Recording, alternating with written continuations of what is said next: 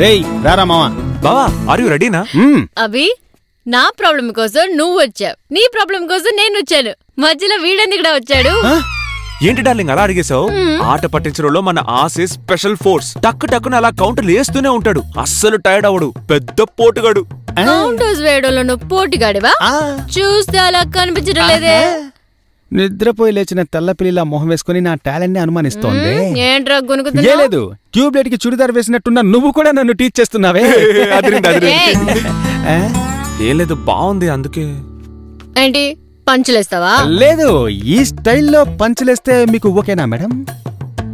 Okay okay, not bad. పోదామా కొండముచ్చు? వెళ్దాం పండుకోతే. ఎవరు బయటకు వస్తే తెలుసుకుంటారు. అర్ధరాత్రి వచ్చి ఇలా డిస్టర్బ్.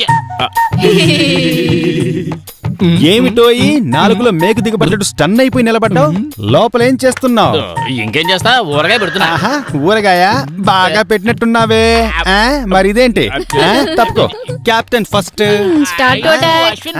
దెబ్బతో మీరు అయిపోయారు. అల్లుడు గారు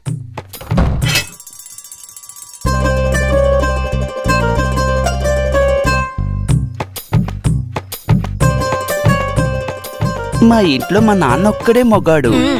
ఒకే ఒక మొగాడు ఈ ఇంట్లో ఉన్నప్పుడు అనవసరంగా గొడవ చేయకండి. అర్జెంట్ గా వెళ్లాల్సి వస్తే ఆటోలో కూడా పట్టనంతగా ఉబ్బిపోయినావే. మరి నువ్వెవర్రా? నేను చంటోన్ని. చంటోడివైతే బొమ్మతో ఆడుకోవాలి, నాలాంటి ముద్దు గుమ్మతో పెళ్లి కావాలి. ఎందుకంత టెన్షన్ అవుతావు? ఓపిక పట్టు. మనం ఆకు ఒక్క ఇచ్చి వీళ్ళని పంచుకొని నెమ్మదిగా టీస్ చేద్దాం. బావా స్టార్ట్.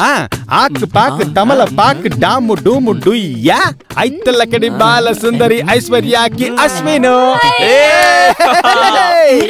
ఆక్ పాక్ తమల పాక్ డాము డూము డుయ్యా ఐతలకడి బాల సుందరి అభిమన్యుకు కౌసల్య. ఆక్ పాక్ తమల పాక్ వచ్చేస్తా. బలవడానికి వచ్చిన బకరాలా బల్లే దొరికావురా. నీకుందిరా భజన.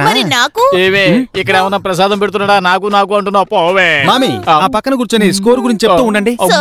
ఇప్పుడు నా సోక్యం తక్కువని. అయ్యయ్యో రే అభిమన్యు, మామికి స్పీకర్ అవుట్ రా. కమ్మలు పెట్టుకోవడానికి మాత్రమే చెవులు యూస్ అవుతున్నాయి. నువ్వు రారా బకరా. ఎరా నీకెంత లోడలోడమని వాగుడుకాయలా వాగుతున్నావు. నీకెవడరా పాయింట్ 2 పాయింట్ పద్మనాభం అని పేరు పెట్టారు? అదేగా అడగబోతున్నావు. నీ మొహం. పప్పు చారులో ఊరగాయ నంచుకునే నీకే ఎంత బలుపు ఉంటే మందుకు ఊరగాయ నంచుకునే నాకెంత బలుపు ఉండాలి? అదేగా. నీ నోరు. చద్దన్నం తినే నీకే ఎంత దూలం ఉంటే పరమాన్నం తినే నాకెంత దూలం ఉండాలి? అదే కదా. నువ్వు పంచే 40 పేజీల రూల్ నోట్బుక్ కొనుక్కొని ఇదే విధంగా నీ గురించి నీ కుటుంబం గురించి అసహ్యంగా 10 విషయాలు రాసి మీరే ఎగతాళి చేసుకుని మీ మొహాల మీద ఊసుకోండి. ఇంకా పద.